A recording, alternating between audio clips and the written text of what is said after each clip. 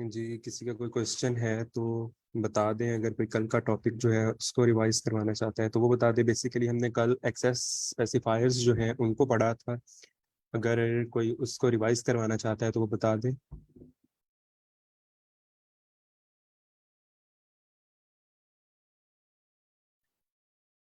Okay, सो access specifiers का मैं थोड़ा एक ओवरव्यू दे देता हूँ, क्योंकि जो हमने आज टॉपिक है जो पढ़ना है उससे बहुत ज़्यादा ये रिलेट करता है हमारा टॉपिक। आप ये कह सकते हैं कि बेसिकली हम एक्सेस स्पेसिफायर्स का जो कॉन्सेप्ट है वो एज इट इज़ एक पाइथन के अंदर हमारे पास नहीं होता, लेकिन हम जो कॉन्सेप्ट हमने आज पढ़ना है जिसको इनकैप्सुलेशन कहते हैं, उसके लिए हमारे पास एक्सेस स्पेसिफायर्स जो है वो यूज़ होते हैं बेसिकली। तो एक्सेस स्पेसिफायर्स जो हैं ये हमारे पास जैसे कि इनके नाम से ही जाहिर है कि ये एक्सेस को स्पेसिफाई करने के लिए हमारे पास इस्तेमाल होते हैं। किसी भी चीज़ के एक्सेस को, चाहे वो हमारे पास एक कोई हमारे पास एक प्रॉपर्टी हो सकती है, कोई हमारे पास वेरिएबल है, कोई हमारे पास कोई मेथड हो सकता है। तो किसी भी चीज़ की जो हमारे पास एक क्लास के अंदर या किसी क्लास की जो एक्सेस है उसको स्पेसिफाई करने के लिए हमारे पास यूज होते हैं कि ये कहाँ कहाँ से हम किसी भी क्लास या मेथड को एक्सेस कर सकते हैं। ठीक है, इसके अंदर हमारे पास तीन किस्म के जो है जो एक्सेस स्पेसिफायर हमारे पास होते हैं पाइथन के अंदर। सबसे पहला हमारे पास पब्लिक होता है, उससे नेक्स्ट हमारे पास प्राइवेट होते हैं, एंड देन प्रोटेक्टेड होते हैं। ठीक है, तो हम स्टार्ट करते हैं प्राइवेट से। ठीक है, तो प्राइवेट हमारे पास ऐसे एक्सेस स्पेसिफायर्स होते हैं जो कि किसी भी यूज होते हैं किसी भी चीज को with in a class use करने के लिए। लाइक अगर हम किसी चीज को प्राइवेट कर देते हैं तो वो हमारे पास क्या होगा, वो within the same class ही हम उसको एक्सेस कर सकते हैं। हम उसको आउटसाइड ऑफ दैट क्लास या फिर हम उसको उसकी सब क्लासेस, जो कि हमने इनहेरिटेंस के अंदर कॉन्सेप्ट पढ़ा है, हम उसको सब क्लासेस के अंदर भी यूज नहीं कर सकते। बेसिकली अगर इसकी हम रियल लाइफ एग्जांपल देखें तो ऐसे ही है कि अगर एक बंदा है, उसके बारे में कुछ चीजें जो हैं वो सबको पता है, जैसे कि उसका नाम हो गया और ये सारी चीजें जो सब लोगों को पता है। ठीक है, और कुछ चीजें ऐसी होती हैं जो सिर्फ उसके दोस्तों को पता होती हैं, और कुछ चीजें ऐसी होंगी जो उसकी बातें, कुछ ऐसी बातें होंगी जो उसके दोस्तों को भी पता तो नहीं पता होंगी, वो उसी तक यानी कि लिमिटेड होंगी हमारे पास। तो बिल्कुल सेम कॉन्सेप्ट हमारे पास यहाँ पे आ जाता है, पब्लिक का, प्राइवेट का और प्रोटेक्टेड का। अब प्राइवेट वो वाली चीजें हैं जो सिर्फ उसे खुद तक पता है, जो सिर्फ उसे पता है, किसी और को नहीं पता, यानी कि सिर्फ उसी तक लिमिटेड चीजें हैं।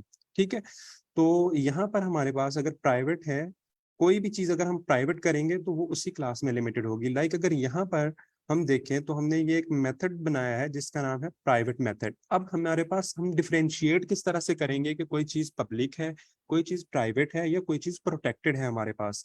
तो उसको डिफरेंश अंडरस्कोर लगा दो।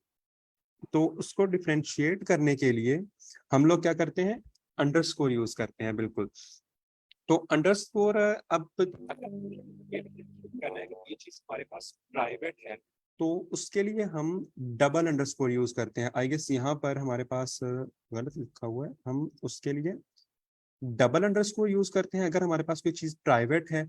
और अगर हमारे पास कोई चीज पब्लिक है, सॉरी प्रोटेक्टेड है, तो उसके लिए हम सिंगल अंडरस्कोर यूज करते हैं। ठीक है, यहाँ पर आई गेस ओके।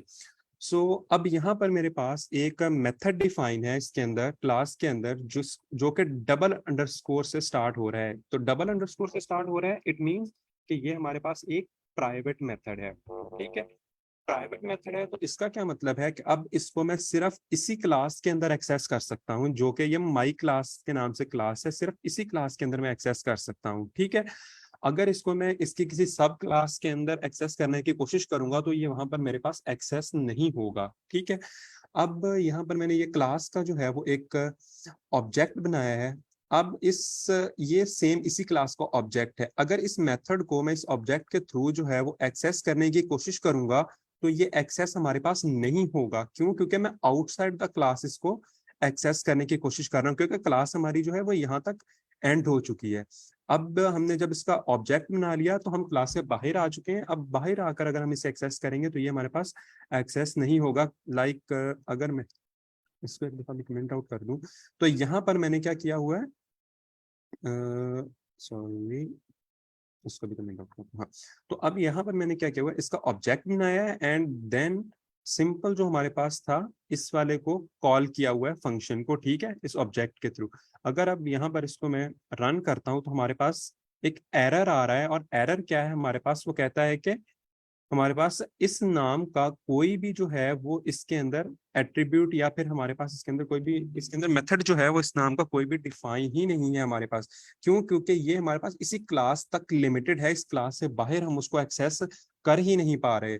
अच्छा, अब हम दूसरी चीज जो है वो देखते हैं कि क्या हम इसको किसी सब क्लास के अंदर इसकी जो है एक्सेस कर सकते हैं या नहीं कर सकते प्राइवेट को, उसको भी हम प्रैक्टिकली टेस्ट करके देख लेते हैं। तो यहाँ पर मैंने एक और क्लास बनाई है जिसका नाम है माई क्लास 2, ठीक है। तो ये इसकी सब क्लास है जो कि इनहेरिट हो रही है हमारी इस सुपर क्लास के अंदर से, ठीक है। अब अगर मैं इस क्लास का कोई भी ऑब्जेक्ट बनाता हूं तो हमें पता है कि जो हमारी जो सब क्लास है वो अपने सुपर क्लास के जितने भी मेथड्स हैं उनको एक्सेस कर सकते हैं डायरेक्टली, ठीक है। अब मैंने जो हमारी क्लास 2 है उसके लिए ऑब्जेक्ट जो है वो बनाया है यहाँ पर ऑब्जेक्ट 2 के नाम से, ठीक है। अब ऑब्जेक्ट 2 के नाम से मैंने यहाँ पर इसका ऑब्जेक्ट बना दिया है, और अब अगर मैं यहाँ पर इसको ऑब्जेक्ट 2 कर देता हूँ, ठीक है, कि ऑब्जेक्ट 2 के अंदर ऑब्जेक्ट 2 जो है हमारी इस क्लास का जो ऑब्जेक्ट है, जो सेकंड क्लास का ऑब्जेक्ट है हमारे, और ये एक्सेस कर रहा है हमारे पास सुपर क्लास का मेथड जो कि ये वाला है हमारे पास। अगर हमारे पास ये प्राइवेट ना होता तो ये हमारे पास इस मेथड से एक्सेस हो जाना था। लेकिन अगर हम अब इसको यहाँ पर रन करते हैं तो हमारे पास सेम वही वाला एरर आएगा कि इस नाम की हमारे पास कोई भी जो चीज है वो डिफाइन ही नहीं है उसके अंदर। ओके। अब अगर हमें बाय चांस कुछ इस तरह की जरूरत पेश आती है कि हमें जो प्राइवेट हैं स्पेसिफायर्स इनको यूज करना पड़ जाता है आउटसाइड द क्लास या फिर इसकी सब क्लास के अंदर, ठीक है, इनको हम चाहते हैं कि हम प्राइवेट ही रखें, कोई और यूज ना कर सके, लेकिन फॉर वन टाइम हमें ये यूज करने पड़ जाते हैं अपनी सब क्लास के अंदर या आउट ऑफ द क्लास के अंदर। तो हम क्या करेंगे, हम इनको नेम मैंगलिंग एक हमारे पास कॉन्सेप्ट कंसेप्ट होता है, हम उसको यूज करेंगे। वो बेसिकली क्या होता है, हमारे पास हम इस जो सुपर क्लास जिसके अंदर ये प्राइवेट मेथड जो है ये डिफाइन है, हम इस क्लास का नाम यूज करते हैं विद अंडरस्कोर, ठीक है, सिंगल अंडरस्कोर, एंड देन हम इस जो मेथड का नाम है वो यूज करते हैं। पहले क्लास का नाम स्पेसिफाई करेंगे, देन हम ये जो मेथड है इसका नाम स्पेसिफाई करेंगे, और देन हम उसको क्या करेंगे, रन करेंगे। अब लाइक अब यहाँ से इसको मैं एक्सेस कर रहा था तो नहीं हो रहा था। Okay, just a second. अब हम एक दफा इसको डायरेक्ट इसी क्लास के ऑब्जेक्ट से जो है वो एक्सेस करने की कोशिश करते हैं यूजिंग नेम एंगलिंग के हमारे पास क्या ये एक्सेस होगा या नहीं। तो यहाँ पर हमारे पास जो क्लास 1 है उसका ऑब्जेक्ट बनाया, और ऑब्जेक्ट बनाने के बाद हमने क्या किया, अब ये वाला फंक्शन जो था ये हमारे पास यहाँ पे जो मेथड है हम इसको कॉल कर रहे हैं, लेकिन इसके साथ ये देखिए सबसे पहले हम क्या कर रहे हैं, क्लास का नेम मेंशन कर रहे हैं, ये जो जिस क्लास के अंदर ये डिफाइन है, ठीक है। अब हमारे पास क्या होगा, अब हमने नेम एंगलिंग के कॉन्सेप्ट को यूज किया है तो अब हमारे पास ये वाला जो फंक्शन है ये एक्सेस हो जाएगा। इवन ये प्राइवेट है लेकिन ये फिर भी एक्सेस हो जाएगा हमारे पास just for the one time. अगर हम इसके अलावा फिर इसको कहीं पे यूज करने की कोशिश करेंगे जस्ट इसके नाम से, तो ये हमारे पास जो है वो एक्सेस नहीं होगा। अब इसके अंदर अगर मैंने ये देखो इस एक्सेस किया इसको, तो हमारे पास क्या आ गया, सिंपली ये रिटर्न होकर आ गया, this is a private method, ठीक है। अब अगर हम इसी प्राइवेट मेथड को सब क्लास के अंदर या नेम एंगलिंग के थ्रू जो है वो यूज करें, तो क्या ये वहां पर हमारे पास होगा या नहीं होगा, इस चीज को भी हम टेस्ट करते हैं। लाइक यहाँ पर इसको मैं कमेंट आउट कर देता हूँ, और ओके। तो अब मैंने क्या किया, जो हमारे पास सेकंड क्लास थी उसका ऑब्जेक्ट बनाया है, और उसके ऑब्जेक्ट के थ्रू उसके ऑब्जेक्ट के साथ ये पहले हमने फिर क्लास का नेम मेंशन किया है जो इसकी जिसके अंदर ये डिफाइन है हमारे पास, हमने वो वाला नाम यूज किया, एंड देन हमने आगे क्या किया, उस मेथड का नाम यूज कर दिया जो प्राइवेट मेथड जिसको हम एक्सेस करना चाह रहे हैं, ठीक है। तो ये वाला हमने अब क्या किया, ये इसको जो सब क्लास है उसके थ्रू हम सुपर क्लास का जो मेथड है उसको एक्सेस कर रहे हैं। तो अब अगर इसको मैं रन करता हूँ तो मेरे पास यहाँ पर ये एरर दे रहा है हमारे पास, just a second, private method, just a second, no. अगर सर हम क्लास 2 नाम की तो कोई है ही नहीं क्लास ना हमारे पास, ऑब्जेक्ट 2 के साथ जो लिखा हुआ है। नहीं मैम, यहाँ पर हमने ये बनाई हुई है एक सब क्लास, हम इसको सब क्लास के अंदर बेसिकली एक्सेस करना चाह रहे हैं। यहाँ पर ये जो सब क्लास है हमारे पास, ये बनाई हुई है हमने, जो कि हमारे पास इस क्लास की सब क्लास है। ठीक है, हम इसकी जो प्रॉपर्टीज और मेथड्स हैं वो इनहेरिट कर रहे हैं अपनी इस क्लास 2 के अंदर। और अब हम इसके अंदर जब लेकिन सर इनहेरिट, आपने नीचे पास लिखा हुआ है तो वो फिर उसको नहीं कंसिडर कर रही होगी। सॉरी कहाँ पर? ये जो सेकंड क्लास आपने बनाई है माई क्लास 2 के नाम से, इसके नीचे पास लिखा हुआ है ना आपने। वो तो तो मैम वो इश्यू नहीं है इसके अंदर। हम इसको आई थिंक सो दूसरी तरीके से भी ट्राई करके देख लेते हैं। जस्ट अ सेकेंड, हम अगर इस फंक्शन की जो डेफिनेशन है वो हम दूसरे के अंदर अपनी सब क्लास के अंदर आकर इसको फंक्शन को डिफाइन कर दें तो DEF अंडरस्कोर अंडरस्कोर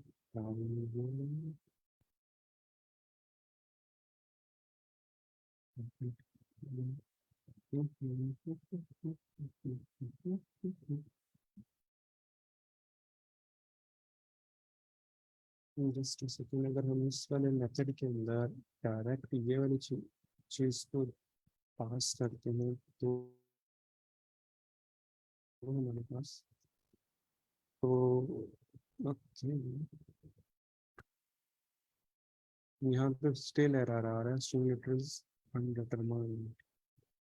जब स्ट्रिंग खत्म हुई तो फुल स्टॉप आएगा ना एंड पे।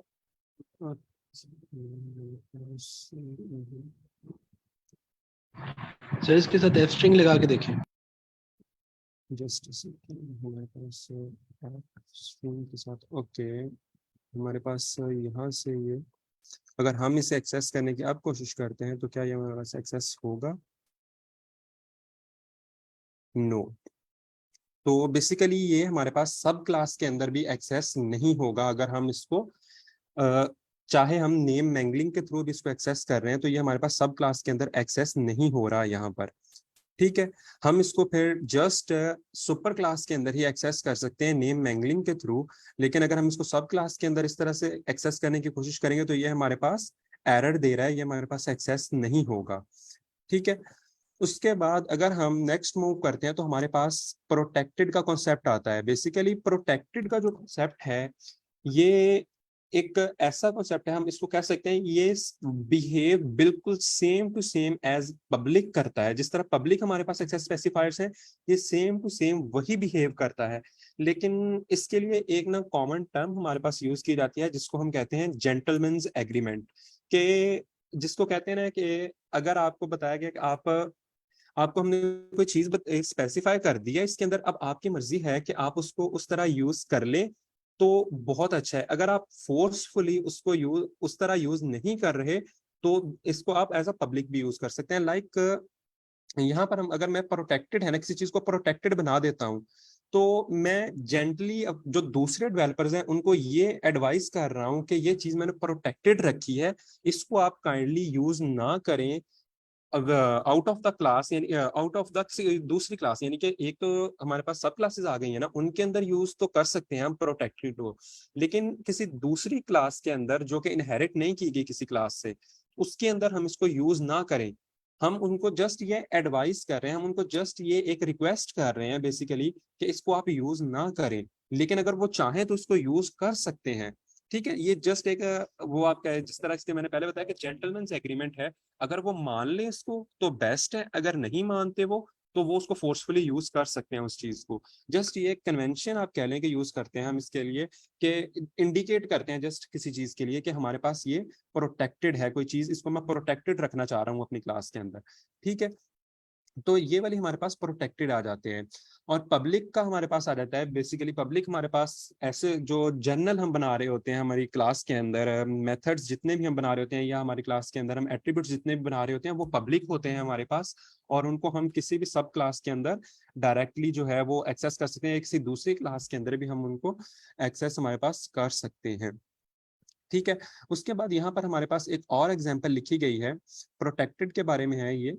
तो यहाँ पर सबसे पहले हमारे पास क्लास नेम है जो है प्रोटेक्टेड एग्जाम्पल, जिसके अंदर हमारे पास एक कंस्ट्रक्टर है और कंस्ट्रक्टर के अंदर हमारे पास एक जो है वो इंस्टेंस वेरिएबल है जो कि हमारे पास क्या है, प्रोटेक्टेड है। अब प्रोटेक्टेड कैसे है, हमें किस तरह से पता चला, क्या चीज इसके अंदर आइडेंटिफाई कर रही है? कोई पार्टिसिपेंट ये बताना चाहेगा कि क्या चीज इसके अंदर जो है जो आइडेंटिफाई कर रही है कि सिंगल अंडरस्कोर अंडरस्कोर से बिल्कुल पता चलेगा ना कि क्या है।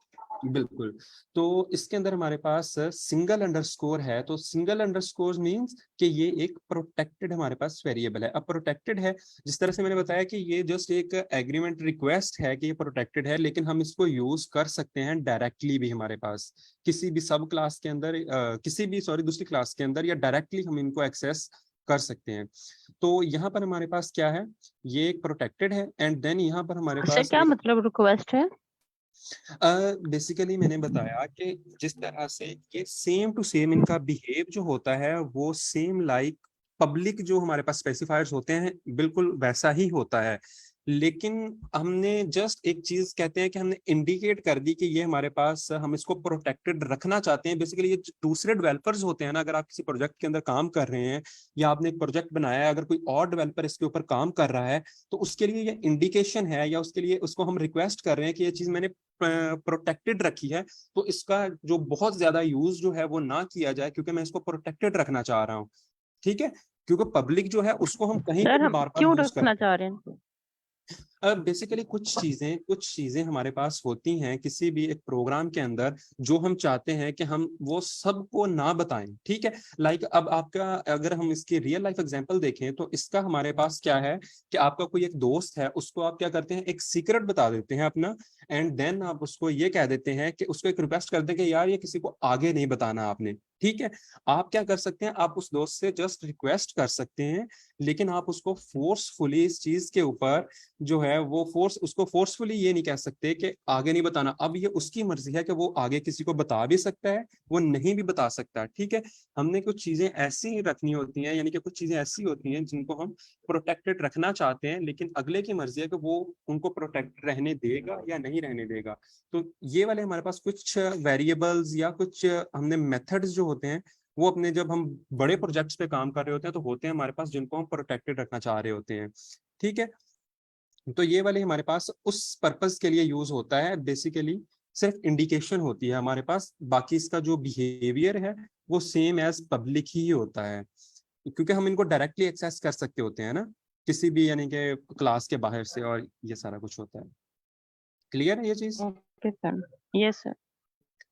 ओके, तो इसके अंदर हमारे हाँ, पास सर। ये सर सर अभी आपने बताया कि सिर्फ ये चीज जो है, अगर हमने प्रोटेक्टेड वाली और ये प्राइवेट वाली, ये सिर्फ वेरिएबल्स के लिए ही करते हैं कि, या हमने अगर कोई फंक्शन बनाया हुआ है उसको भी हम प्रोटेक्टेड और प्राइवेट कर सकते हैं? सर बिल्कुल, हम कोई भी हमने जो मेथड बनाया है हम उसको भी जो है वो प्रोटेक्टेड या प्राइवेट कर सकते हैं। बेसिकली अगर हम यहाँ पर ये ऊपर वाला फंक्शन देखें, ऊपर वाला यहाँ पर ये जो हमने बनाया हुआ था, इसके अंदर ये देखें, बेसिकली हमने एक मेथड को ही प्राइवेट किया हुआ था। ठीक है, ये देखें यहाँ पर हमने डबल अंडरस्कोर के साथ एक मेथड को ही प्राइवेट किया हुआ था। हम वेरिएबल्स को भी कर सकते हैं, हम मेथड्स को भी कर सकते हैं, private and protected.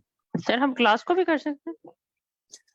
Basically class हमारे पास जो होती है उसको आई थिंक हम कर सकते हैं, नहीं सॉरी, क्लास को हम नहीं कर सकते, क्योंकि क्लास के अंदर हमारे पास स्पेसिफाई हो रही होती हैं चीजें।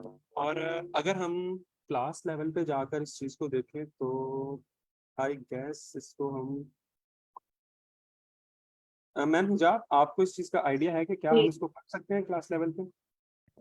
एक्चुअली प्राइवेट और प्रोटेक्टेड हम लोग यूज करते हैं क्लास मेंबर्स के लिए, यानी क्लास के अंदर जो मेंबर्स हैं, किसी स्पेसिफिक मेंबर को हम प्राइवेट करना चाहते हैं, प्रोटेक्टेड करना चाहते हैं, ये चीज होती है। अब क्लास मेंबर्स क्या होता है, यानी जो चीजें क्लास के अंदर हैं, और क्लास के अंदर क्या होती हैं, या वो वेरिएबल हो सकते हैं, मीन्स उसकी प्रॉपर्टी, या फिर वो मेथड्स हो सकते हैं।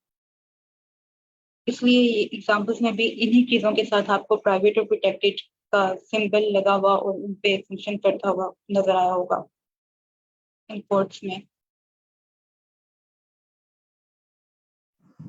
मैम ये एक चीज और पूछनी थी कि ये आप जैसे प्राइवेट के लिए आप किसी भी उसको आप वो करते हैं डबल अंडरस्कोर, तो ये जो हमारे पास जो कंस्ट्रक्टर होता है, क्या इसको भी हम एज अ प्राइवेट कंसीडर करेंगे? मतलब इसमें और उसमें डिफरेंस क्या रहेगा? वो भी डबल अंडरस्कोर से शुरू हो रहा है, ये भी डबल अंडरस्कोर से स्टार्ट हो रहे हैं? जी बिल्कुल, दोनों का ऐसा ही लगता है कि वो भी डबल अंडरस्कोर से, ये भी डबल अंडरस्कोर से, लेकिन आप ये भी देखिए कि जो कंस्ट्रक्टर में हम इन इट लिखते हैं, ये हम खुद से नाम तो नहीं ना लिखते, double underscore in it double underscore, ये इसका सिंटेक्स है और ये बिल्ट इन सिंटेक्स है कंस्ट्रक्टर का, इसको इनिट मेथड भी कहते हैं। और ये एक्चुअली सिर्फ इनिट मेथड ही नहीं, कुछ मैजिक मेथड्स होते हैं इनिट के अलावा भी, जो डबल अंडरस्कोर से स्टार्ट होते हैं और डबल अंडरस्कोर पे एंड होते हैं, उनका अपना एक जैसे बिल्ट इन कोई होती है ना प्रॉपर्टी, ये मेथड यही काम करेगा, उसके वो काम होते हैं मैजिक मेथड्स, तो it is one of the magic methods. Okay sir, आपका क्वेश्चन क्लियर हुआ? जी sir, thank you. Okay so अब ये वाले जो है इसके अंदर हमारे पास क्या है, यहाँ पर एक प्रोटेक्टेड जो है वो हमारे पास वेरिएबल है, और अब हम इसको क्या कर रहे हैं, हम इसको विद इन क्लास यूज कर रहे हैं। हमने एक न्यू मेथड बनाया है जिसका नाम है डिस्प्ले, और डिस्प्ले के अंदर हम क्या करवा रहे हैं, हम प्रिंट करवा रहे हैं इसकी वैल्यू जो हमारे पास है वो, ठीक है। और यहाँ पर अब हमने क्वेश्चन है यहाँ पे, सॉरी, एक क्वेश्चन है मेरा यहाँ पे, जी जी, ये जो स्टेटमेंट आ रही जो हम आउटपुट चाह रहे हैं, ये this is a protected variable, ठीक है, वो हमारा यस 2 टाइम प्रिंट होगा। अगर यस हम ये ऊपर प्रिंट की जगह पे रिटर्न कर दें तो ये फिर 1 टाइम नहीं होगा? मैम यहाँ पर हाँ जी, यहाँ पे अगर हम कर दें उसको प्रिंट की जगह पे, अगर हम रिटर्न कर दें, ओके मैम, हम इसको ट्राई करते हैं। जस्ट यहाँ पर आप कह रही हैं रिटर्न, रिटर्न डिस्प्ले, हमने बेसिकली यहाँ पर रिटर्न कर दिया इसको सेल्फ डॉट प्रोटेक्टेड को। ओके, अगर हम उसको रन करके देखें तो हमारे पास ये सिंगल टाइम ही आ रहा है, ठीक है। तो मेरा भी क्वेश्चन है कि ये क्या 2 टाइम्स आना जरूरी है या हम सिंगल टाइम ही ले सकते हैं? बेसिकली मैम इसके अंदर ये है कि आपने अपना यूज केस देखना है कि आप किसके लिए यूज कर रहे हैं, आपका यूज केस क्या है। तो आउटपुट तो बेसिकली हमारे पास क्या होती है, हमारा यूज केस से रिलेटेड होती है ना, जिस तरह का हमारा यूज केस है, जिस इन्वायरमेंट के अंदर हम उस अपने प्रोग्राम जिसके लिए लिख रहे हैं, जिस चीज के लिए, तो उस पर डिपेंड करता है कि अब हमें 1 टाइम चाहिए या 2 टाइम चाहिए या 3 टाइम चाहिए। जितने टाइम हमें आउटपुट चाहिए हम उस हिसाब से अपने प्रोग्राम को मॉडिफाई कर सकते हैं फिर। एक्चुअली मैम यहाँ पहले 2 टाइम्स इसलिए आ रहा था क्योंकि सेकंड लास्ट लाइन में हमने लिखा object dot display, display method को हम कॉल कर रहे हैं, और डिस्प्ले मेथड में था कि जब इस मेथड को कॉल किया जाए तो ये चीज प्रिंट कर दी जाए, दैट डॉट प्रोटेक्टेड वेरिएबल। इसका मतलब यह है कि जो प्रोटेक्टेड वेरिएबल है उसको हमने एक्सेस किया था और उसकी जो वैल्यू है उसको प्रिंट करवा दी थी। तो ये हमने इधर एड इसलिए किया था ताकि पता चले कि कैसे एक क्लास के अंदर ही हम प्रोटेक्टेड वेरिएबल को एक्सेस कर रहे हैं, क्योंकि डिस्प्ले मेथड के अंदर से हमने प्रोटेक्टेड वेरिएबल को एक्सेस कर लिया। दूसरी दफा इसलिए आउटपुट में आ रहा था क्योंकि वो लाइन में हमने डायरेक्ट ही क्लास के बाहर ही कह दिया था कि ऑब्जेक्टेड वेरिएबल को प्रिंट कर दो, प्रिंट ऑब्जेक्ट इस ऑब्जेक्ट के इस वेरिएबल को, इसलिए वो प्रिंटेड वैल्यू आ गई थी। जब हमने रिटर्न किया तो बिल्कुल ये आपका कंसेप्ट ये है कि क्योंकि रिटर्न वैल्यू प्रिंट नहीं करता बल्कि वैल्यू दे देता है ऑब्जेक्ट को, प्रिंट ये फंक्शन करता है कि आउटपुट स्क्रीन पे आपको लिख के दे। मैम ओके सो यहाँ पर अब हमने क्या किया, दूसरा हमारे पास जो मेथड है, इसके अंदर जो मेथड है वो है डिस्प्ले, और हमने उसका एक ऑब्जेक्ट बनाया है इस क्लास का, एंड देन हम डिस्प्ले के मेथड को कॉल कर रहे हैं, ठीक है। अब जब डिस्प्ले के मेथड को कॉल कर रहे हैं तो डिस्प्ले के मेथड के अंदर हम क्या कर रहे हैं, डायरेक्टली जो क्लास के विद इन द क्लास है वो क्या कर रहे हैं, प्रोटेक्टेड वेरिएबल को यूज कर रहे हैं, ठीक है। तो अगर हम यहाँ पर ये वाली जो लाइन है इसकी जो आउटपुट होगी वो क्या होगी, ये वाला मेथड कॉल होगा, एंड इसके अंदर जो प्रिंट कर रहे हैं हम इस वैल्यू को, तो ये हमारे पास क्या होगा, ये वाली वैल्यू जो है इस वेरिएबल के अंदर स्टोर, वो हमारे पास स्क्रीन पे डिस्प्ले हो जाएगी। एंड देन हम क्या कर रहे हैं, हम इसको डायरेक्टली भी एक्सेस कर रहे हैं। हमने देखा था हम जो प्राइवेट वेरिएबल थे, जो प्राइवेट स्पेसिफायर्स थे, हम उनको डायरेक्टली जो है वो एक्सेस नहीं कर पा रहे थे, लेकिन प्रोटेक्टेड को हम डायरेक्टली एक्सेस भी कर सकते हैं, ठीक है। ये चीज यहाँ से हमारे पास क्लियर हो रही है। तो दूसरी दफा अब हमने क्या किया, डायरेक्टली उनको प्रिंट करवाया स्क्रीन के ऊपर, तो इस वजह से हमारे पास स्क्रीन पे क्या होगा, 2 दफा जो है वो आउटपुट जो है वो शो होगी। लाइक एक दफा हमारे पास इस डिस्प्ले की वजह से शो होगी क्योंकि हमने जो डिस्प्ले का मेथड कॉल किया है, एंड सेकंड टाइम हमारे पास जो है वो इस प्रोटेक्टेड की वजह से शो होगी, क्योंकि हमने ये प्रोटेक्टेड को यूज किया है, डायरेक्ट वहां से उसकी वैल्यू को कॉल किया और स्क्रीन पे डिस्प्ले करवाया। अगर हम इसको रन करते हैं तो हमारे पास या कुछ इस तरह से हमारे पास आ जाता है। ठीक है, उसके बाद हम जो है वो डायरेक्टली अपने नेक्स्ट कॉन्सेप्ट पे चलते हैं। सर ओके, ये जो मैम ने प्रिंट की बजाय आपसे रिटर्न लिखवाया था, तब भी तो इस उसको प्रिंट करना चाहिए था, क्योंकि आपने डिस्प्ले के ऑब्जेक्ट को कॉल किया था। बेसिकली ये देखिए हमारे पास क्या हो रहा है। अगर मैं यहाँ पर रिटर्न यूज करता हूँ तो रिटर्न क्या कर रहा है, हमारे पास उस पॉइंट पे हमें वैल्यू रिटर्न कर रहा है जहां पे हमने इस डिस्प्ले के फंक्शन को कॉल किया है। ऐसे ही है ना मैम? यस सर, जब object okay OBJ dot display को कॉल किया नीचे।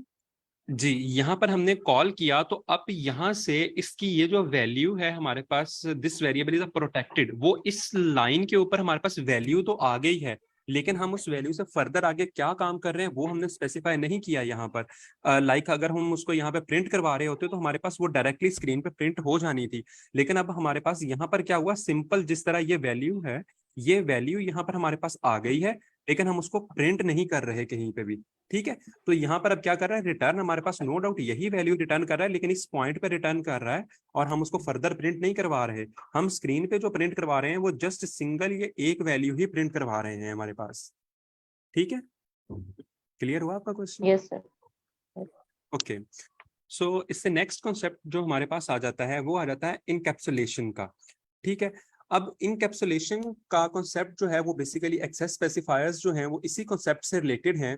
इनकैप्सुलेशन के अंदर बेसिकली हम क्या करते हैं, हम जो है यूजर से जो हम एक्टिविटी कर रहे होते हैं हमारे पास, उसको हम बेसिकली हाइड कर रहे हैं। लाइक इनकैप्सुलेशन का अब जो वर्ड है ये हमारे पास सेम एज इट इज। अगर आपने कैप्सूल का वर्ड सुना है तो कैप्सूल हमारे पास उसके अंदर क्या होता है कि उसके इनसाइड जो भी हमारे पास वो कोई मेडिसिन है या जो भी हमारे पास उसके अंदर कोई दवाई वगैरह है वो सारी कैप्सूल के अंदर बंद है। हमें नहीं पता कि वो उसके अंदर क्या चीज है, हमें बाहर से क्या है, जस्ट उसका वो होल वगैरह जो होता है कैप्सूल का वो नजर आ रहा है।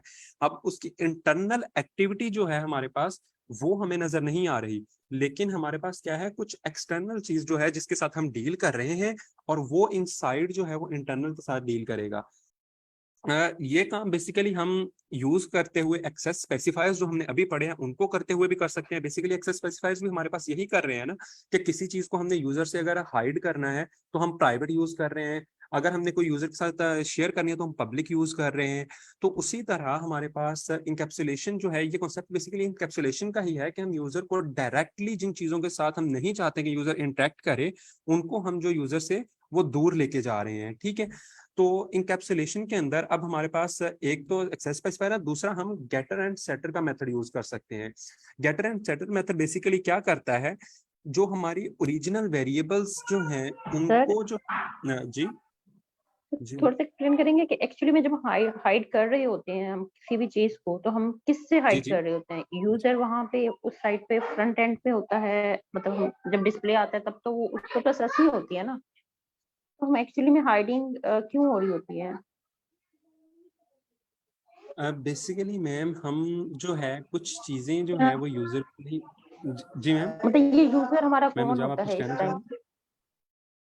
जी एक्चुअली सर, अगर आप परमिशन दे तो मैं क्वेश्चन को आंसर कर दूं। जी जी मैम बिल्कुल। Okay, encapsulation. अच्छा, अभी तक हमें जो सर ने बताया, हम अकॉर्डिंग टू जो मुझे ये समझ आ रही है कि हम डाटा को हाइड करने के लिए यूज कर सकते हैं। तो हम डाटा को हाइड करना क्यों चाह रहे हैं और कौन है यूजर जिसे हम हाइड करना चाह रहे हैं? जब हम कोडिंग सीख रहे थे ना, हमने ऊप क्यों यूज की थी, हम ऊप करते क्यों हैं? हमारी जब ऊप की इंट्रोडक्शन था जिस सेशन में, हमने डिस्कस किया था कि आसानी के लिए कोई हमने प्रोग्राम बनाने किसी बड़ी मार्केट के लिए, किसी शॉप के लिए जिसमें डिफरेंट चीजें सेल होती हैं, तो हर आइटम का एक क्लास होगी, उसके अंदर सब क्लासेस होंगे कि अच्छा इसकी ये टाइप्स हैं इस आइटम्स की, और उसके ऊपर सारा हम डील कर रहे होंगे। एट द एंड हमारा गोल क्या है? हमारा गोल है कि चीजों को एफिशिएंट बनाना है, रीडेबल बनाना है, सिंपल और इजी बनाना है। अगर बाकी लैंग्वेजेस के कंपेयर में आप पाइथन को देखें तो वो भी, उसका भी गोल यही आपको नजर आएगा कि चीजों को जितना सिंपल करते जाओ उतना ही बेहतर है, किसी भी कम्प्लेक्सिटी में पढ़ने की जरूरत नहीं है। यूजर से जब हम बात करते हैं ना बार बार कि यूजर के लिए ये यूजर के लिए वो, तो इसका मतलब होता है कि हमने कोई जो प्रोडक्ट बनाया जिस चीज के लिए भी प्रोग्राम हम लोग किसी चीज के लिए कर रहे होते ना, किसी प्रॉब्लम को सॉल्व करने के लिए, किसी प्रोडक्ट के लिए, किसी सॉफ्टवेयर के लिए, तो उसका जो एंड यूजर है जिसने उसके ऊपर काम करना है उसके लिए भी आसानी हो। और जब हम एक डेवलपमेंट टीम में होते हैं तो हम एक डेवलपर नहीं होता, का पूरी टीम होती है। हम अपना कोड देते हैं दूसरे को, तो तीसरे को। अगर आपकी इंटरनेशनल टीम है या ऐसी टीम है जिससे आपकी मे बी जाहिर है उनको भी कोड समझाने के लिए आप कन्वेंशंस यूज करते हैं। जैसे वेरिएबल नेम के लिए हमने कन्वेंशंस देखी, और अब हमने एक प्रोटेक्टेड वेरिएबल का देखा, प्रोटेक्टेड एक्सेस स्पेसिफायर की, वो भी कन्वेंशन ही होती है। डेटा हाइडिंग या इंकैप्सुलेशन का मतलब ये है कि आप कम्प्लेक्स चीजें दिखा के यूजर को परेशान ना करें, बल्कि उसको सिंपल सा प्रोसेस पता हो। आप मशीन यूज करते हैं, फॉर एग्जांपल कोई भी मशीन यूज करते हैं, आप उसका बटन प्रेस करते हैं, आपको उसकी आउटकम मिलती है, वो जो चीज के लिए काम कर रहा होता है। तो आपको नहीं पता कि ये अंदर से क्या काम कर रही है, लेकिन आपका वो सिंपल फंक्शन है कि मैं अगर ये वाला बटन प्रेस करूंगा तो इसका ये मुझे ये मशीन रिप्लाई करेगा, अगर ये बटन प्रेस करूंगा तो ये चीज करेगी।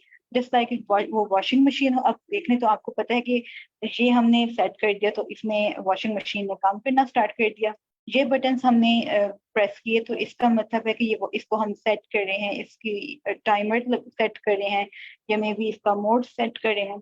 लेकिन वो अंदर से किस तरह से काम करे वो आपको नहीं पता। अगर आपको हर चीज वहां पे सेट करनी पड़ेगी कि टाइमर को ये कर दो, इसका मोड को करने के लिए आपको उधर प्रोग्राम से खेलना पड़ेगा, तो ऑफ कोर्स वो एफिशिएंट नहीं है।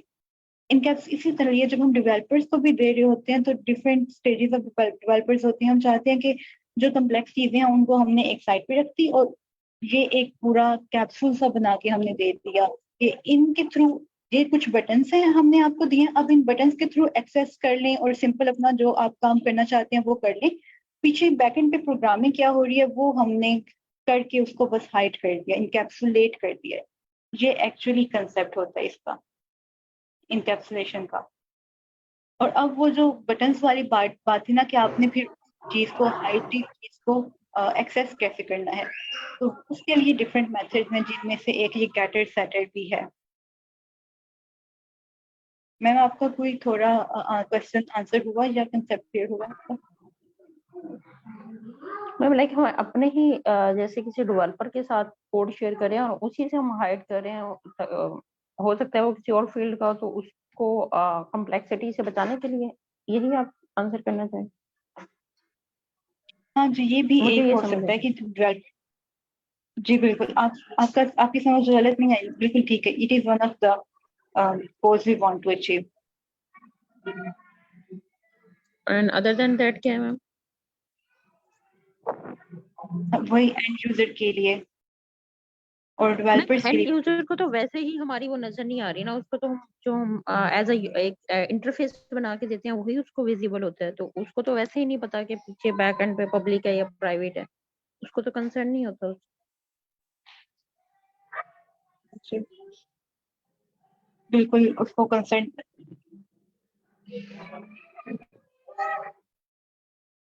उसको बिल्कुल कंसर्न नहीं होता। सही कह रही है आपकी बात। और मेरी आवाज आ रही है आप लोगों को? यस मैम, अब आइए, पहले कट गई थी। अच्छा, तो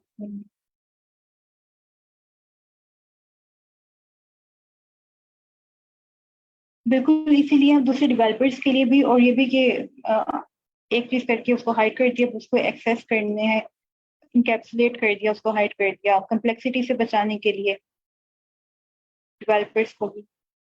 और ये भी कि आपका मतलब सिर्फ जिन कामों से है आप सिर्फ उन्हीं कामों को चुनें जो जिन कामों से आपका मतलब नहीं है, आप उसको एक्सेस ना कर पाए।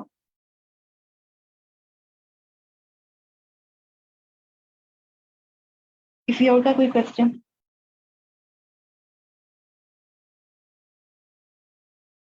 ओके मैम, तो थैंक यू फिर सो आप कंटिन्यू करें। Okay, thank you so much.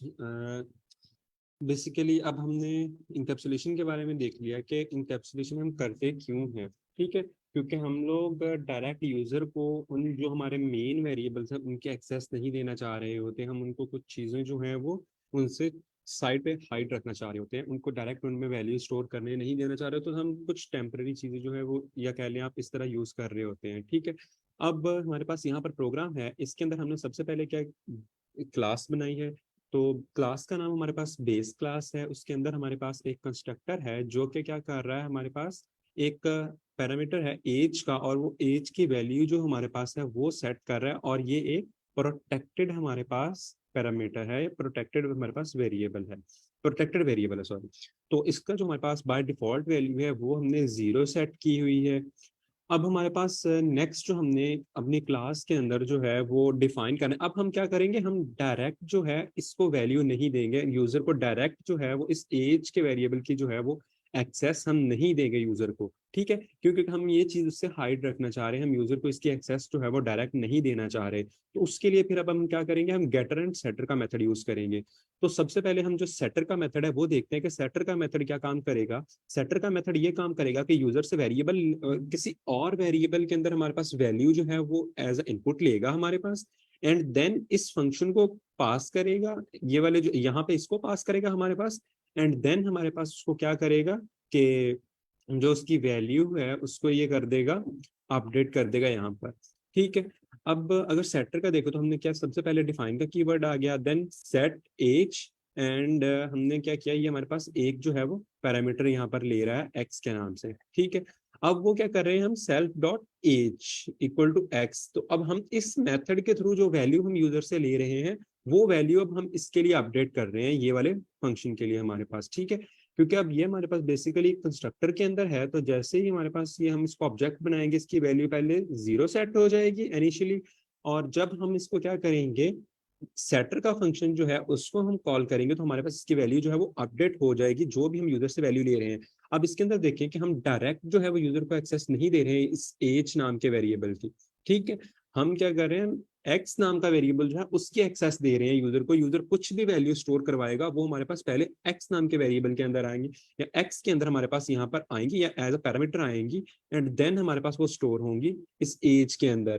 क्योंकि यूजर को अब कुछ भी हमारे पास वो क्लियर नहीं हो रहा होगा कि ये किस चीज के लिए, किसके अंदर जाकर हमारे पास ये वैल्यूज जो है वो यूज हो रही हैं। तो ये सेटर का मेथड जी तो सर जी ये जी गेटर है, ये इसका फिर क्या काम है? अगर वो डायरेक्ट जाके क्लास के मेन फंक्शन में जाके मेथड में जाके इम्प्लीमेंट हो रहा है, तो फिर ये क्यों है बीच में? मैम, सेटर गेटर के फंक्शन की बात कर रही ना। जी जी। इसका यूज अभी मैं बताता हूँ, एक दफा मैं ये सेटर को जो है ये एक्सप्लेन कर देता हूँ, देन मैं इसी पे मूव कर रहे हैं। ओके, तो ये सेटर के अंदर किसी का अगर कोई क्वेश्चन है कि सेटर हम क्यों यूज कर रहे हैं, तो वो काइंडली आप पूछ लें। ओके, तो गेटर का फंक्शन हम क्यों यूज कर रहे हैं, अब हमने यूजर से वैल्यू तो ले ली, वैल्यू लेके अब हमने इसके अंदर सेट कर दिया है। ठीक है, हमने अपडेट बेसिकली इसके अंदर कर दी है, जो हमारा पास ये एज नाम का वेरिएबल है। लेकिन अब हम क्या चाह रहे हैं, हम अपने प्रोग्राम के अंदर जो चाह रहे हैं कि हम इस वैल्यू को, जो इस वेरिएबल के अंदर वैल्यू है उसको एक्सेस करें अपने प्रोग्राम के अंदर। ठीक है, तो अब हम क्या कर रहे हैं, अब हम फिर ये नहीं चाह रहे कि यूजर को पता चले कि ये कौन से वेरिएबल के अंदर स्टोर है। ठीक है, तो हम यूजर से फिर ये चीज जो है हाइड करना चाह रहे हैं। तो उसके लिए हम क्या कर रहे हैं, हम एक मेथड बना देते हैं जिसका हम गेटर का नाम देते हैं, गेट एज के नाम से हम इसको गेटर बोलते हैं। तो हम इसको गेट एज का नाम दिया है इस जो मेथड को। ये मेथड बेसिकली क्या कर रहे हैं, हमारे पास इस वेरिएबल की जो एज है वो रिटर्न कर रहा है। वैसे जब हम क्या कर रहे थे, जब हम पिछले हमने प्रोग्राम लिखे उनमें हम क्या करते थे, हम डायरेक्टली किसी भी वेरिएबल की जो है वो वैल्यू अपने प्रोग्राम के अंदर वो यूज कर रहे थे। लेकिन अब हमने क्या किया, हमने उसको भी एक मेथड के थ्रू कॉल कर रहे हैं, ताकि यूजर के ऊपर ये चीज जो है हमारे पास रिवील ना हो कि हम उसको वैल्यू जो है वो हम कहाँ कौन से वेरिएबल से ले रहे हैं। और दूसरी चीज बेसिकली हम इसके अंदर ये कर रहे हैं कि अभी हमारे पास यहाँ पर ये वेरिएबल जो है ये प्रोटेक्टेड है। ठीक है, लेकिन अगर हमने यहाँ पर वेरिएबल जो है वो ये बनाया होता जो कि हमारे पास होता प्राइवेट वेरिएबल है। ठीक है, जो एक्सेस स्पेसिफायर्स हमने पढ़े हैं, अभी प्राइवेट हमारे पास एक्सेस स्पेसिफायर यहाँ पर हम यूज कर रहे होते हैं डबल अंडरस्कोर से, तो देन हमारे पास क्या होता, हम इसको आउट ऑफ द क्लास जो था वो तो कॉल कर ही नहीं सकते थे। तो उसके लिए फिर हम क्या कर सकते थे, हम यहाँ पे सेटर वाले जो सॉरी गेटर वाला जो फंक्शन है इसके थ्रू हम उसकी वैल्यू जो है वो बाहर डिस्प्ले करवा सकते थे। ठीक है, तो सेटर का हमारे पास जो है मेथड वो यूज होगा इसकी वैल्यू सेट करने के लिए, एंड गेटर का जो है वो हमारे पास यूज होगा इसकी वैल्यू को गेट करने के लिए इन द प्रोग्राम हमारे पास। सर जी मैम हमने आपको सेटर में वेरिएबल एक्स बनाया है, हम उसको नहीं कॉल कर सकते? अगर हमने सेल्फ डॉट एज को हाइड ही करना है तो हम एक्स को कॉल कर लेंगे। बेसिकली मैम ये x हमारे पास यहाँ पे एज अ पैरामीटर बिहेव कर रहा है हमारे पास। हमारे पास x के अंदर जो है वो वैल्यू स्टोर नहीं हो रही, आई थिंक सो। अगर यहाँ से अगर हम देखें तो जहाँ पे हमने इसको कॉल किया हो तो वो 21 और 21 डायरेक्ट x में आई और एज में चली गई। तो x जो है वो अपने पास as it is value store नहीं कर रहा, वो एज अ पैरामीटर बिहेव कर रहा है हमारे पास। वैल्यू डायरेक्ट यहाँ से जाएगी इस पैरामीटर x के पास और यहाँ से सीधी उसके अंदर एज के अंदर स्टोर हो जाएगा और इसका काम जो है वो हमारे पास x का खत्म हो जाएगा। एक्स बेसिकली कोई वेरिएबल नहीं है जिसमें हम वैल्यू को प्रॉपर स्टोर कर रहे हैं हमारे पास। ठीक ओके, है। तो सर ये कह सकते हैं कि गेटर के अंदर जो वैल्यूज हैं जैसे जैसे मैं देती जाऊंगी वैसे वैसे गेटर की बहुत सारी सब क्लासेस बनती जाएंगी।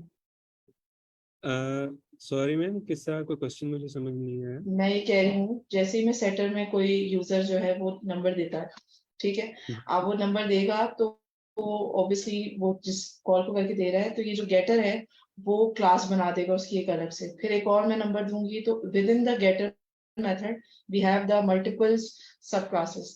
क्या ये सही कॉन्सेप्ट समझ रही हूँ या नहीं? बेसिकली मैं कंफ्यूज हो रहा हूँ जो आपने चीज पूछना चाह रही है इसके अंदर। मुझे आपको क्वेश्चन की समझ नहीं आ रही। मैं बेसिकली बताती हूँ। ओके। आपने मुझे ये बताया ना कि भाई ये जो है इसका काम ये होता है कि ये आप जो है डायरेक्टली एज में आपको अगर डायरेक्ट डालने के लिए नहीं, बीच में आप उसको नहीं दिखाना चाहते कि आपने कहाँ सेव किया, आपने एक अलग से गेटर के नाम से क्लास बनाई हुई। तो अब जो यस। गेटर वाली क्लास है वो जब ये एक बंदे ने, मैंने डाला फॉर एग्जाम्पल वो एज 15 डाल दी, ठीक है, तो वो उसने ले ली जो भी एक गेटर के अंदर जाकर उसने सेव कहीं की होगी मेमोरी में। देन कोई और आता है और वो एक और डालता है तो वो भी मैं कह रही हूँ गेटर के अंदर एक और सब क्लास बन जाएगी। बेसिकली मैम ये हमारे पास मेथड्स हैं गेटर और सेटर, और ये हमारे पास जस्ट जिस वैल्यू को हम पॉइंट कर रहे हैं इसके अंदर जी सिर्फ उसी की वैल्यू को सेट कर रहे हैं। बेसिकली हमारे पास अगर हम यहाँ पर इनके अंदर एज की वैल्यू सेट कर रहे हैं तो ये सिर्फ एज की वैल्यू को ही सेट कर रहे हैं, किसी और वेरिएबल के लिए हम इनको यूज नहीं कर रहे। अगर हम इनके अंदर कुछ और वेरिएबल स्पेसिफाई करते हैं तो देन ये किसी और वेरिएबल को जो है वो वैल्यू सेट करेंगे या उसकी वैल्यू गेट करेंगे। अब हमारे पास सिर्फ एज के लिए डील कर रहे हैं यहाँ पर हमारे पास। ये बेसिकली आप ये बात कह लें कि हमने 3 बंदे हैं हमारे पास, हमने डायरेक्टली जो है वो जो थर्ड पर्सन है उससे हम कम्युनिकेट नहीं कर सकते। हमने क्या करना है, जो सेकंड पर्सन है उसके साथ तो कम्युनिकेट करना है एंड देन उसने ओके थर्ड पर्सन को वो बात बतानी है। एंड अगर इसी तरह अगर हमने थर्ड पर्सन से कोई बात वापस जो है उसने थर्ड पर्सन ने हमसे कोई करनी है तो वो फिर सेकंड पर्सन को बताएगा एंड देन हम वो हमारे तक पहुंचेगी। बेसिकली सिर्फ इनका ये काम हमारे पास होता है गेटर सेटर का कि हम डायरेक्टली उस चीज के साथ कम्युनिकेट नहीं कर रहे, बट थर्ड पर्सन या उसके साथ हम कम्युनिकेट कर रहे हैं। Okay okay. रिटर्न तो सेल्फ डॉट एज ही कर रहे हैं ना हम एक्चुअली में। लेकिन मैम जो हमारे पास यूजर है उसको डायरेक्ट अब ये नहीं पता कि हमारे पास हम वेरिएबल कौन सा यूज कर रहे हैं। बेसिकली हमारा जो मेन पर्पस था यूजर से वो वेरिएबल को हाइड करना था जो कि एज नाम का हमारा वेरिएबल है।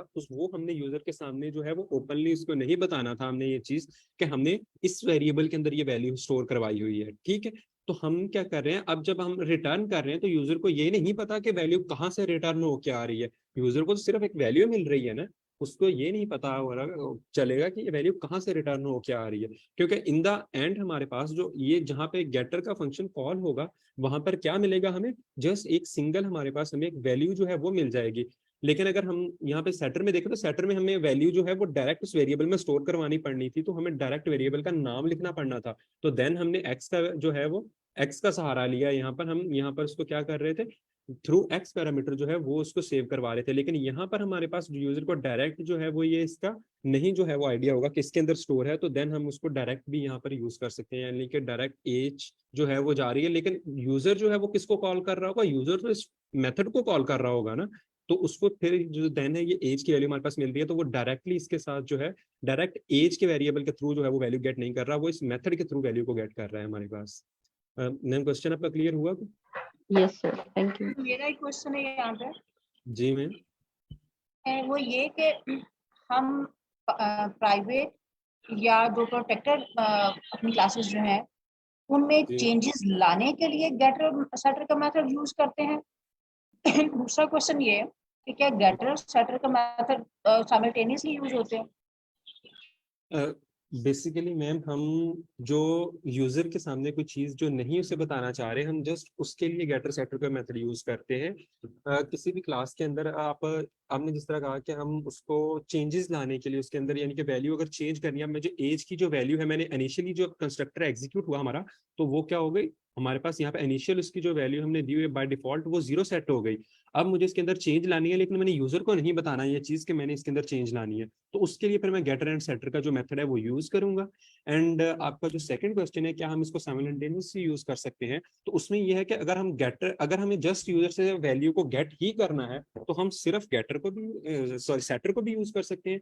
और अगर हमने सिर्फ यूजर को जो है वो वैल्यू किसी चीज की ऑलरेडी हमने स्टोर की हुई है, अगर हम यूजर को जस्ट वो यूजर को जो वैल्यू है वो देना चाहते हैं प्रोग्राम के अंदर, हम उस वैल्यू को एक्सेस करना चाहते हैं, तो उसके लिए हम जो है ये गेटर का फंक्शन अकेला भी हमारे पास यहाँ पे ये यूज हो सकता है।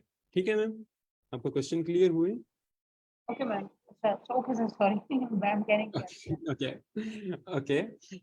इसके बाद अब हमने क्या किया, हमने ये गेटर एंड सेटर का जो मेथड थे ये हमने दो डिफाइन कर दिया अपनी क्लास के अंदर, एंड देन हम लोग की जो क्लास है वो एंड हो गई। अब हमने क्या किया, इस क्लास का जो है वो एक माने इंस्टेंस जो सॉरी जो ऑब्जेक्ट है वो बनाया हमने यहाँ पर क्लास का, ठीक है। और उसको हमने अली नाम का जो है अली नाम दिया, अली नाम का हमने ऑब्जेक्ट बनाया है। अब इसके अंदर मैं क्या करूंगा, मैं अब अली की अगर मैंने जो एज है वो इसके अंदर जैसे ही ये ऑब्जेक्ट बनाया तो अली की एज जो है वो बाय डिफॉल्ट क्या हो जाएगी, यहाँ पर मेरे पास 0 सेट हो जाएगी।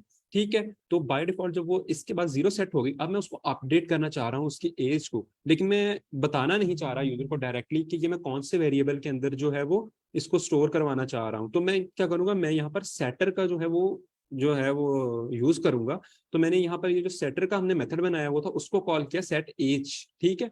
एंड देन मैंने उसको क्या किया, जो वो पैरामीटर ले रहा था हमारे पास यहाँ पर, उसको क्या किया मैंने डायरेक्टली उसकी वैल्यू दी। एंड देन हमारे पास क्या हो गया, जब यहाँ पर पैरामीटर में वैल्यू जाएगी ये एक्स के पास, एंड एक्स से आगे वो वैल्यू हमारे पास किस में जाएगी, एज नाम का जो हमारा वेरिएबल है उसके अंदर जो वैल्यू है वो स्टोर हो जाएगी, या जो ऑलरेडी 0 थी वो अपडेट हो जाएगी टू 21।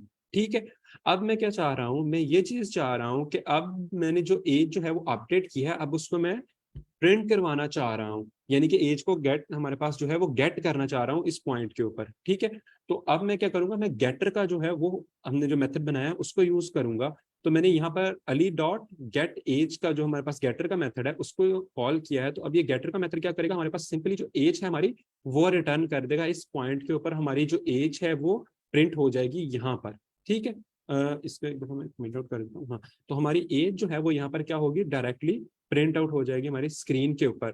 तो इसमें देखिए हमने क्या किया, हमने डायरेक्टली जो है वो इसके एज वेरिएबल जो है उसके साथ डील नहीं किया, डायरेक्टली एज वेरिएबल जो है उसके साथ हमने कोई उसको वैल्यू नहीं दी, हमने इंस्टेड हमने ये जो गेटर और सेटर मेथड्स को यूज किया है, डायरेक्टली इसमें वैल्यू नहीं स्टोर करवाई। ठीक है, यही कॉन्सेप्ट है हमारा इनकैप्सुलेशन का, कि बैकएंड पे हमारे पास कहाँ पे वैल्यू स्टोर हो रही है, क्या काम हो रहा है।